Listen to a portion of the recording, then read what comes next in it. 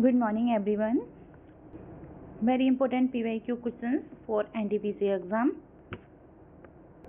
हाँ, question number 1 की बात करते हैं. सिंधु घाटी के कस्बों और शहरों को प्रमुख वास्तुशिल्प विशेषता कौन सी थी? तो गढ़ थी. उनमें गढ़ देखने को मिलते थे. गढ़ जैसे कि दो भागों में विभाजित हुआ करते थे. जैसे कोई भी कस्बा वो दो भागों में विभाजित हुआ करता था, पूरब और पश्चिम भागों में. दो भागों में विभाजित होता था, किसमें? पूरब और पश्चिम.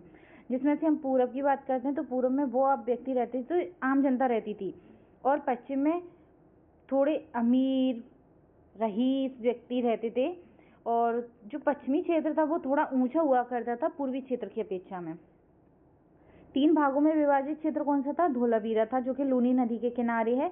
यहाँ पर हम गैंगटैंक और रिजर्व देखते हैं. मतलब जहाँ भी आपको वाटर से संबंधित शब्द मिले वहाँ आप धोलावीरा लगा सकते हो, क्योंकि यहाँ के लोग, धोलावीरा में देखने को मिला था कि यहाँ के लोग पानी का भी भंडारण किया करते थे. और सिंधु घाटी सभ्यता शहरी सभ्यता थी. ये हमें कैसे मालूम होता है? तो ये हमें ऐसे मालूम होता है कि इनकी टाउन प्लानिंग बहुत ही अच्छी थी.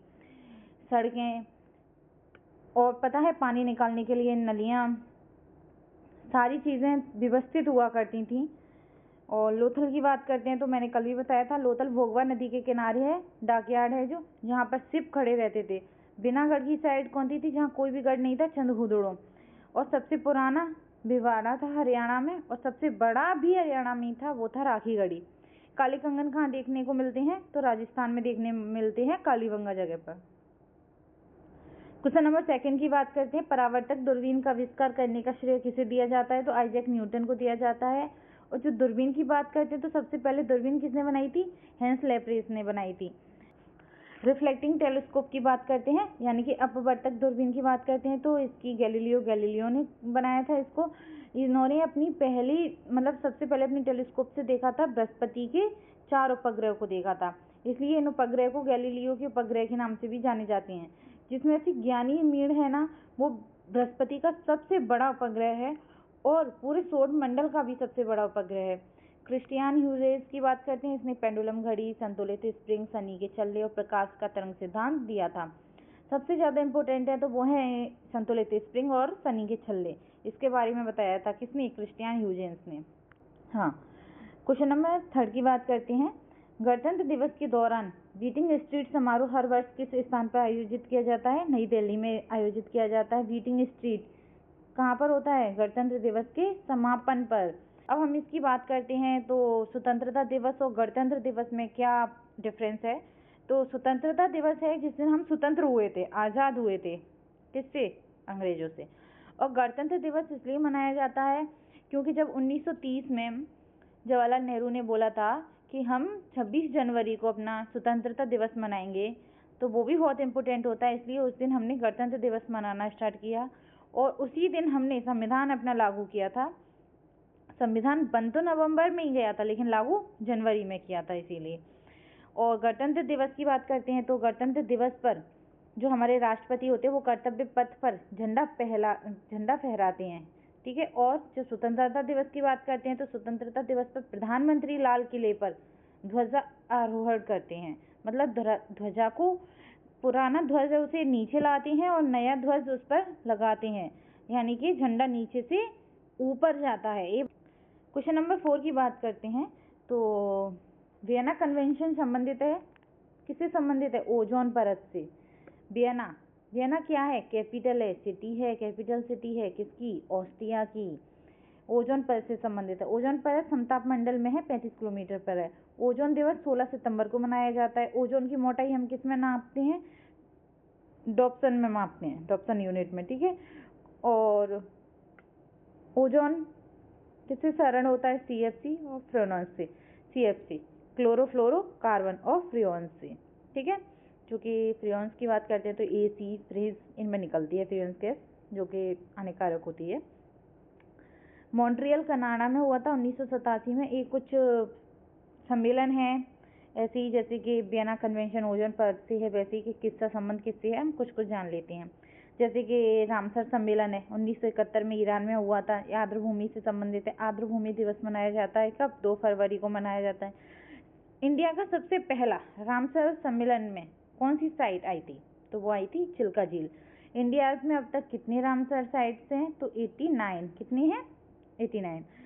ओपेस की बात करते हैं तो ओपेस का हेडक्वार्टर ऑस्ट्रिया में है, जबकि ऑस्ट्रिया ही खुद ओपेस का भाग नहीं है।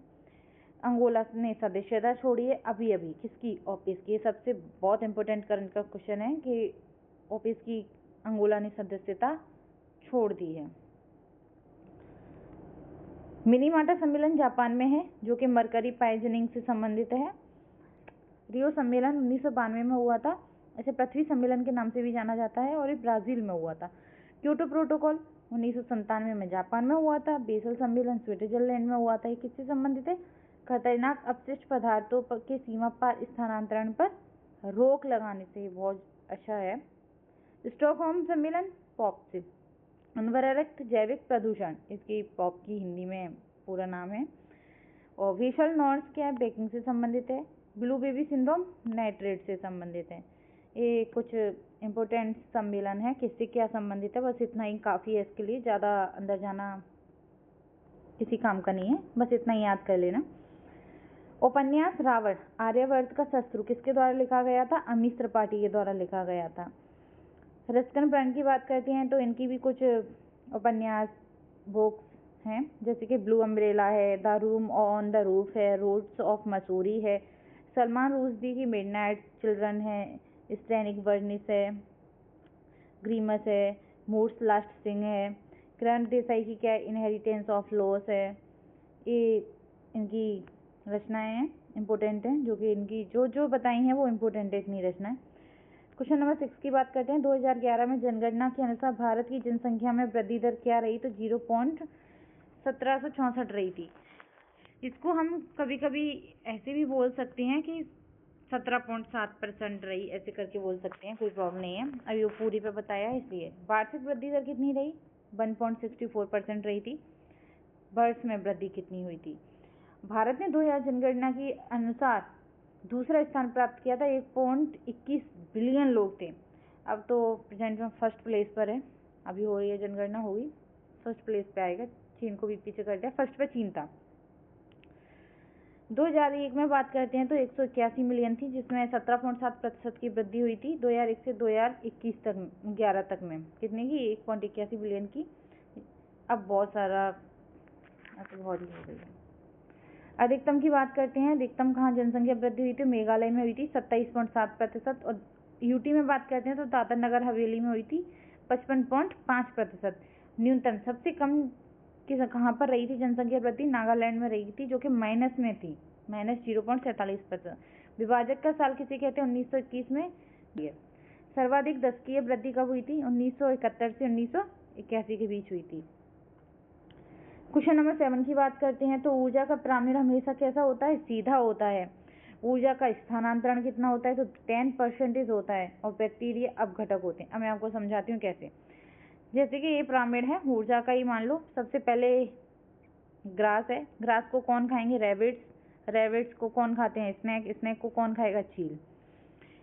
जैसे कि सूर्य की सनलाइट आती हैं तो 100% तो वो भी नहीं आती, लेकिन जितनी भी आती है उसे हम 100% मानते हैं, और उसका हम ग्रास की बात करते हैं तो वो उसमें से लेता है। ठीक है, कितना परसेंट? ओनली 1% सनलाइट का।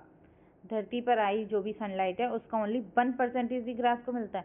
अब ये इसको जाता है तो इससे भी कम जाएगा, जो इसको मिला है उसका भी 1%, उसका भी 1%, उसका भी 1%, यानी कि ऊर्जा का स्थानांतरण होता है।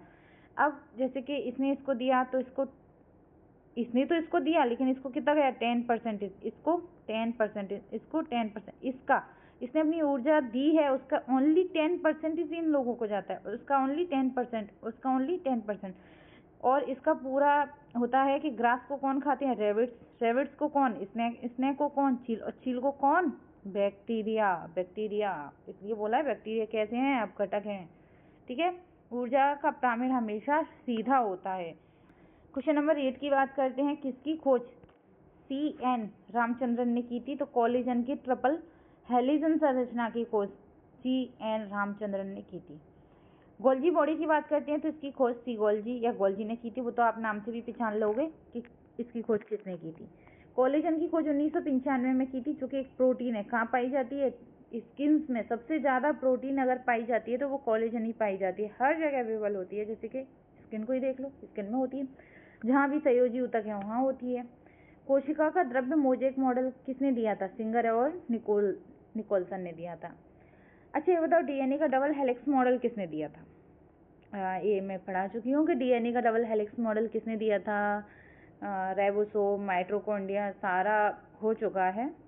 क्वेश्चन नंबर 9 की बात करते हैं। फ्लेमिंग के दक्षिण हस्त नियम का उपयोग करते हुए यदि चुंबकीय क्षेत्र की दिशा उत्तर की ओर है और कंडक्टर ऊर्ध्वाधर ऊपर की ओर बढ़ रहा है, कंडक्टर ऊर्ध्वाधर ऊपर की ओर बढ़ रहा है, तो धारा किस दिशा में प्रभावित होगी? तो धारा पश्चिम दिशा में प्रभावित होगी। अब फ्लेमिंग ने 2 नियम दिए थे, right hand and left hand का। चलो नीचे जाते हैं, दिया है। ये तो बात हो गई किसकी? राइट हैंड की। ये बात है लेफ्ट हैंड की, ठीक है। अब राइट हैंड की बात में क्या कहता है? मोशन ऊपर की ओर जाएगा तब फील्ड इधर की साइड होगा और करंट ऐसे बहेगा। इसमें अपन डायरेक्ट याद कर सकते हैं। चलो आपको ऐसे याद करने की जरूरत नहीं है कि कौन किधर जाएगा, आप इतना याद कर लो, थंब ऊपर की ओर जाएगा जो कि मोशन को दर्शाता है, और जो इसमें भी देखो तो ट्रस्ट ऑफ मोशन को दर्शाता है, ठीक है। फील्ड और करंट है, ठीक है। लेकिन जाएगा किस साइड है?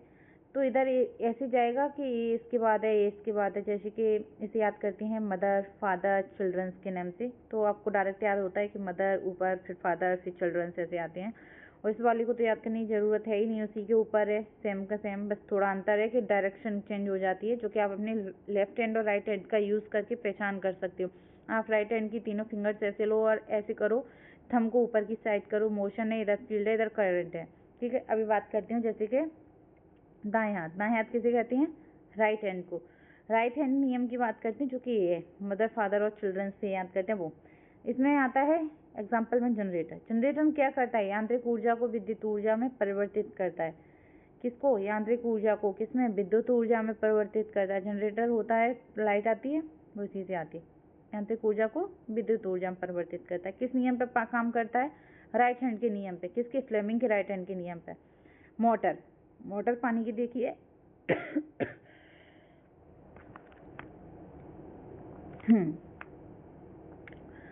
मोटर विद्युत ऊर्जा को यांत्रिक ऊर्जा में बदलती है। जस्ट अपोजिट होता है राइट हैंड का लेफ्ट हैंड। वैसे भी तो अपोजिट होता है, राइट का लेफ्ट होता है, ठीक है। विद्युत ऊर्जा को यांत्रिक ऊर्जा में बदल देता है, जिससे पानी आता है, देखा होगा आपने। क्वेश्चन नंबर 10 की बात करते हैं। 17 दिसंबर 1928 को भगत सिंह, आजाद और डोडोस ने सैंडर्स की हत्या कर दी। एक पुलिस अधिकारी था जो कि लाठीचार्ज में शामिल था, जिसके कारण लाला लाजपत राय की मौत हुई थी। तो कौन कौन थे? भगत सिंह, सुखदेव और राजगुरु थे, ठीक है।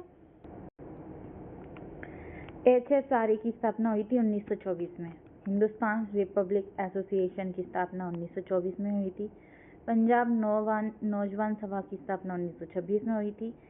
हिंदुस्तान सोशलिस्ट रिपब्लिक एसोसिएशन की स्थापना 1928 में हुई थी, ठीक है। 23 मार्च 1931 को इनको फांसी दे दी गई थी। किसको? भगत सिंह, सुखदेव और राजगुरु को। किसके लिए? सैंडर्स की हत्या के लिए इनको दी गई थी। मायना तो ये किसी और को चाहते थे पर गलती से हो गया। अभी देखते हैं। 23 मार्च 1931 को इन्हें फांसी दे दी गई, इसलिए हम शहीद दिवस मनाते हैं। और 30 जनवरी को गांधी जी की मृत्यु हुई थी, उनको भी मारा गया था गोली मार के, तो इसलिए 30 जनवरी को और 23 मार्च को 2 दिन हम शहीद दिवस मनाते हैं। भगत सिंह जी की आत्मकथा थी कि मैं नास्तिक क्यों हूँ। 5 मार्च 1931 को गांधी इरविन समझौता हुआ था। कराची अधिवेशन हुआ था 1931 में, जिसमें पूर्ण स्वराज का मतलब बताया गया था। सिर्फ पहले पूर्ण स्वराज मनाया जा रहा था, लेकिन इसमें पूर्ण स्वराज का मतलब बताया गया था। और कराची अधिवेशन 1931 की अध्यक्षता किसने की थी? सरदार वल्लभ भाई पटेल ने, जिसके लिए काले झंडे दिखाए गए थे भारत नौजवान सभा के द्वारा। किसके द्वारा? भारत नौजवान सभा के द्वारा काले झंडे दिखाए गए थे, क्योंकि उन्होंने उनको बचाया नहीं था, जो कि पंजाब नौजवान सभा के सदस्य थे भगत सिंह, ठीक है। अब साइमन कमीशन आता है, जो कि 7 सदस्यीय कमीशन था। 1928 में भारत आया था, जिसमें एक भी भारतीय नहीं था, अंग्रेज थे। उसी टाइम पर एक व्यक्ति था जेम्स स्कॉट, जिसने लाला लाजपत राय के सिर पर लाठी मार दी, जिससे उनकी वहीं पर मृत्यु हो गई थी। क्वेश्चन नंबर 11 की बात करते हैं। संविधान के किस अनुच्छेद के तहत मानव तस्करी, भिक्षावृत्ति और अन्य प्रकार के जबरन श्रम पर प्रतिबंध लगाया गया है? तो अनुच्छेद 23 के अनुसार लगाया गया है। अनुच्छेद 23 और 24 शोषण के विरुद्ध अधिकार हैं, जिसमें 23 बेगारी को बताता है, 24 बालात श्रम को बताता है। अधिकार है। नीचे दिया तो है। अनुच्छेद 21 की बात करते हैं। प्राण एवं देहिक स्वतंत्रता का अधिकार है इसमें। इससे संबंधित है मेनका गांधी केस, जिसके थ्रू हम विदेश जा सकते हैं। एक और केस था A.K. गोपालन केस। इसमें हमें जो अनुच्छेद 21 में प्राण एवं देहिक स्वतंत्रता का अधिकार है, इसमें बहुत सारे अधिकार दिए गए हैं हमें, इसलिए हम इनको ज़्यादा पढ़ते नहीं है, क्योंकि जो भी आपको लगे कि ये वाला हमने नहीं पढ़ा वो आप 21 में लगा दिया करना। क्योंकि सोने का अधिकार, बिजली का अधिकार, विदेश जाने का अधिकार, पीने का अधिकार, भाई जो भी अधिकार हैं वो सारे इसमें दिए गए हैं। अनुच्छेद 32 की बात करते हैं। इसे संविधान की आत्मा कहा था किसने? अम्बेडकर ने। ये संवैधानिक उपचारों का अधिकार है। अभी तक जितने भी संविधान है 14 से लेकर 31 तक, आपके जो भी मौलिक अधिकार हैं उनका उल्लंघन हो रहा है या कुछ भी हो रहा है, तो आप अनुच्छेद 32 का प्रयोग करके सीधा सुप्रीम कोर्ट जा सकते हो अपने अधिकारों के लिए। इसमें 5 रिटें हैं, 5 रिटें जारी की थी, जो कि हमने कहाँ से ली थी? यूके से ली थी। हाई कोर्ट किस में है? अनुच्छेद 226 में है, लेकिन हम सीधा सुप्रीम कोर्ट जा सकते हैं। संपत्ति का अधिकार हुआ करता था पहले, जो कि 44वें संविधान संशोधन द्वारा 1978 में मतलब 78 में इसको हटा दिया गया था। उसके बाद इसे भाग 12 में 300A में पहुंचा दिया गया, जो कि अब कानूनी अधिकार बन गया है। पहले क्या था? मौलिक अधिकार, लोग पैसा जमा कर करके रखते थे, अब क्या बन गया? कानूनी अधिकार। चलो हम मौलिक अधिकार की बात करते हैं। इसमें और हैं, और तो है ही नहीं, देखते हैं। अनुच्छेद 27 की बात करते हैं। किसी भी धर्म की अभिवृद्धि के लिए कर नहीं देने की स्वतंत्रता है। हम किसी भी धर्म का प्रचार कर रहे हैं, मतलब तो आराम से स्वतंत्रता से कर सकते हैं। अभी जैसे कि नवरात्रि है तो हम माता रानी बिठा सकते हैं, उसमें जो भी बिजली लगती है उसका बिल नहीं देना पड़ेगा, कोई भी टैक्स नहीं देना पड़ता, मतलब ये है। अनुच्छेद 25 से 28 तक क्या है? धार्मिक स्वतंत्रता का अधिकार है, उसी के अंतर्गत आता है अनुच्छेद 27। ठीक है, अभी बात करते हैं हम मौलिक अधिकारों की। 14 से 18 तक समानता का अधिकार, 19 से 22 तक स्वतंत्रता का अधिकार, 23-24 शोषण के विरुद्ध अधिकार, 25 से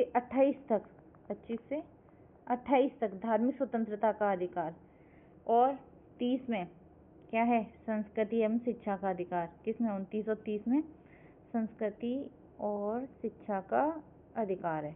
31 तो आपको अभी बताया ही है कि है ही नहीं। क्या? संपत्ति का अधिकार 44वें संविधान संशोधन द्वारा हटा दिया गया था। कौन सा हुआ करता था ये? 31 और 32 संवैधानिक उपचारों का अधिकार है, जिसके थ्रू हम जा सकते हैं सुप्रीम कोर्ट अपने अधिकारों के उल्लंघन होने पर। क्वेश्चन नंबर 12 की बात करते हैं। अप्पलापु श्रीनिवास एक ... खिलाड़ी थे जिन्हें 1998 में पद्मश्री से सम्मानित किया गया था। मैंडोलिन खिलाड़ी थे। बीड़ा की बात करते हैं तो बीड़ा कौन कौन बजाता है? APJ अब्दुल कलाम बीड़ा बजाते थे। औरंगजेब बीड़ा बहुत अच्छी बजाता था। समुद्रगुप्त बीड़ा बजाता था। समुद्रगुप्त थे, उनका जो एक्चुअली सिक्का चलता था उन पर उनका फोटो हुआ करता था उस टाइम पे, उस जमाने में समुद्रगुप्त के फोटो बीड़ा बजाते हुए देखा गया है सिक्कों पे। इन्हें भारत का नेपोलियन कहा जाता है। किसने कहा था? B.A. स्मिथ ने कहा था। समुद्रगुप्त के दरबार में ही कविता हरिश्चंद्र जिसने प्रयाग प्रशस्ति को लिखा था। वायलिन कौन बजाता है? V.G. जोग, N.R. मुरलीधरन, M.M. कृष्णन, लालगुड़ी जयराम, ये बीड़ा वादक है। बीड़ा वादक कह रही हूँ, सॉरी वायलिन वादक है, वायलिन बजाते हैं। क्वेश्चन नंबर 13 की बात करते हैं कि संविधान संशोधन के द्वारा मतदान की आयु 21 वर्ष से हटाकर 18 वर्ष कर दी गई थी। 61वें संविधान संशोधन के द्वारा। कब हुआ था 61वें संविधान संशोधन? 1988 में। आयु किससे 21 से 18 कर दी गई थी। संविधान संशोधन किसमें? भाग 20 में, अनुच्छेद 368 में। कहाँ से लिया है हमने? दक्षिण अफ्रीका से लिया गया है। 1989 में ECI जो चुनाव करवाता है, ECI बहुसदस्यीय बनी थी, पहले एक सदस्य हुआ करती थी। लोग भी तो बड़े। साधारण बहुमत, विशेष बहुमत और राज्यों की सहमति से 398वें अनुच्छेद के तहत क्या किया जा सकता है? संविधान संशोधन किया जा सकता है। साधारण बहुमत एक्चुअली इसमें नहीं आता है, हम मानते भी नहीं है। विशेष बहुमत होता है या विशेष बहुमत, और जिसमें राज्यों की सहमति हो, तब संविधान में संशोधन होता है। और एज की बात करते हैं कि किसके लिए कितनी एज होनी चाहिए, तो पंचायत के लिए 21 होनी चाहिए, लोकसभा के लिए 25, राज्यसभा के लिए 30, राष्ट्रपति, उपराष्ट्रपति और राज्यपाल के लिए 35। क्वेश्चन नंबर 14, कुषाण राजाओं में से कौन कुषाण वंश का संस्थापक था? तो कुजुल कड़छिस था, जो कि मैंने पहले भी बताया है। कुषाण वंश ने शुद्ध सोने के सिक्के चलाए थे। कुषाण वंश ने क्या चलाए थे? शुद्ध सोने के सिक्के चलाए थे। कुषाण वंश का ये एक महान राजा था कनिष्क, जिसके समय पर चौथी बौद्ध संगीति हुई थी, जिसमें बौद्ध धर्म 2 भागों में डिवाइडेड हो गया था, हीनयान और महायान में। कनिष्क ने ही संवत को चलाया था, 78 AD में शुरुआत की थी। अब हम बात करते हैं कि कुषाण थे वो कहाँ से आए थे। तो देखो, इंडो ग्रीक, आईजी, शक और कुषाण, ये तीनों आए थे मध्य एशिया से। कहाँ से आए थे? मध्य एशिया से, मिड एशिया से। ठीक है। क्वेश्चन नंबर 15 की बात करते हैं। तो भारत की जनगणना 2011 के अनुसार कृषि क्षेत्र में कार्यरत जनसंख्या का प्रतिशत हिस्सा कितना है? तो 0.546। क्षेत्र 3 भागों में डिवाइडेड है, प्राथमिक, द्वितीय और तृतीयक। इसमें बात करते हैं प्राथमिक की। प्राथमिक में प्राकृतिक चीजें आती हैं, जैसे कि कृषि, पशुपालन, मत्स्य पालन, खनन। द्वितीय में विनिर्माण, ब्लू कॉलर। द्वितीय क्षेत्र वो सेक्टर होता है जो बीज का काम करता है। अभी जैसे कि जंगल है या कोई भी पेड़ है, वहाँ से लकड़ी काटी तो उसको कंपनी तक पहुँचाने का काम, जो भी बीज का काम होता है मैन्युफैक्चरिंग का, वो काम द्वितीयक करता है। तृतीयक को सेवा क्षेत्र के नाम से भी जाना जाता है। ये सिर्फ सेवाएं देता है, जैसे अध्यापक है, अस्पताल है, बैंकिंग है। ये हमें सामने से दिखता नहीं है कि भाई अस्पताल है, ऐसे नहीं, मतलब जैसे कि ये नहीं है कि ये पर्टिकुलर ही है, वो सेवा क्षेत्र होता है, सेवा ही करता है। आप इतना याद रखो। सहयोग इनका कितना है? 20.9 है, 25.92 और 94%। जो तृतीय क्षेत्र है, सेवा क्षेत्र, वो सबसे ज्यादा सहयोग करता है। ठीक है।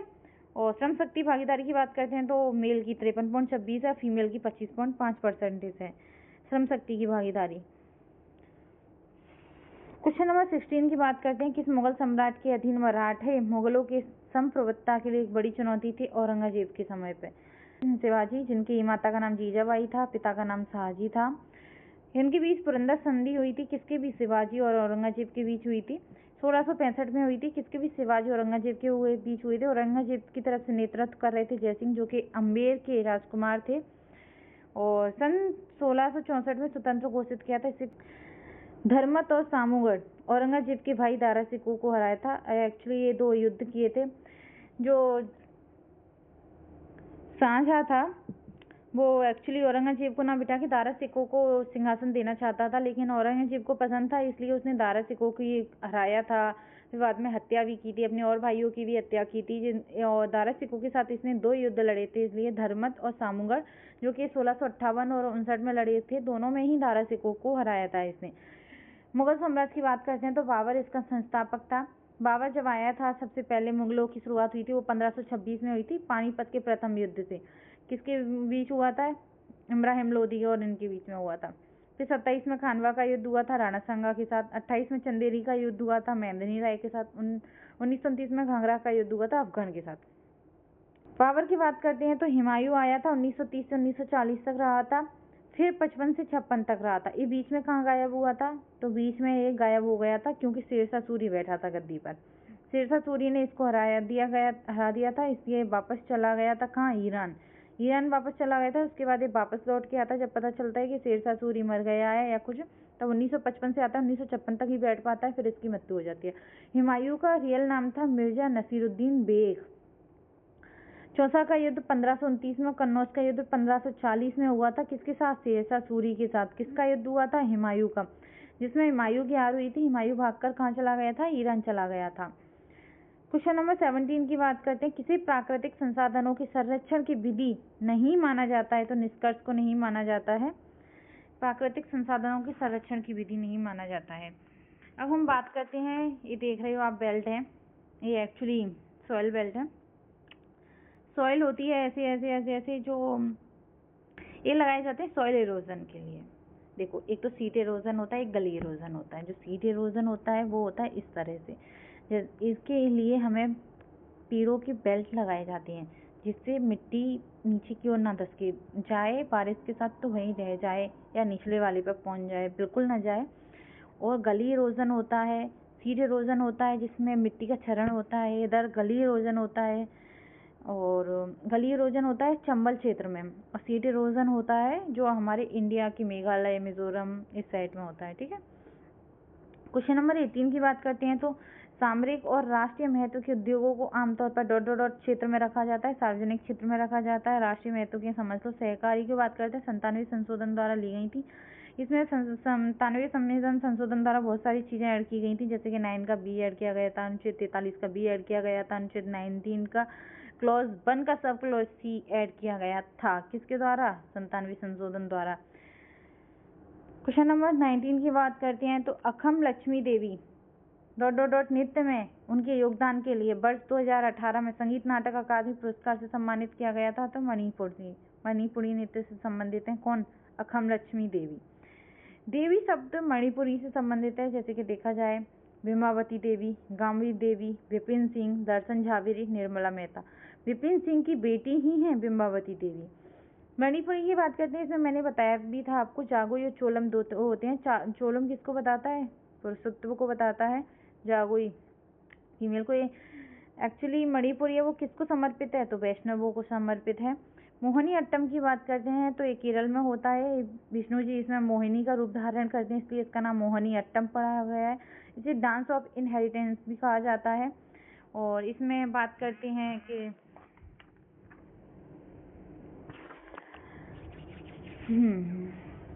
इसमें बात करते हैं जैसे कि क्या बताऊं मैं, वायु है, वायु दिखाता है, वैष्णव धर्म को दिखाता है। लास्य वो पार्वती जी को बताता है, फीमेल को बताता है।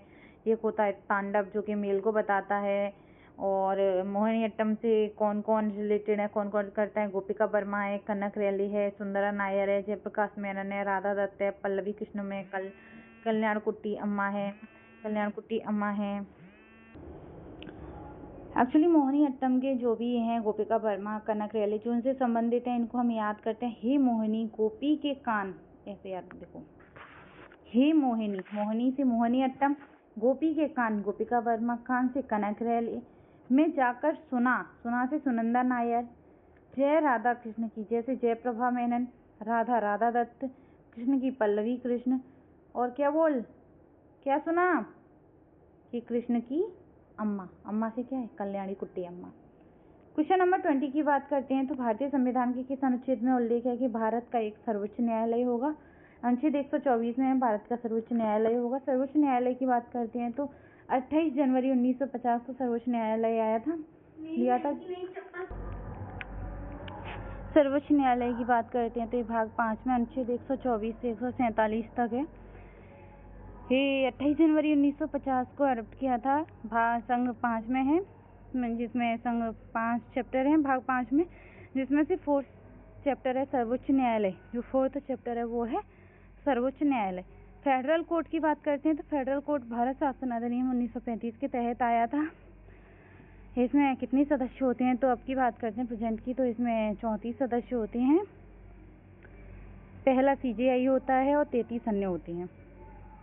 उच्च न्यायालय 1861 में आया था, जिसमें से 1862 में सबसे पहले कलकत्ता हाई कोर्ट में बना था, फिर मद्रास और बॉम्बे तीनों हाई कोर्ट बने थे उस टाइम। करंट अफेयर्स की बात करते हैं। प्रत्येक वर्ष राष्ट्रीय अंतरिक्ष दिवस कब मनाया जाता है? 23 अगस्त को मनाया जाता है। प्रत्येक वर्ष राष्ट्रीय अंतरिक्ष दिवस 23 अगस्त को मनाया जाता है, क्योंकि इस दिन चंद्रयान 3 को लॉन्च किया गया था। चंद्रयान 3 आया था।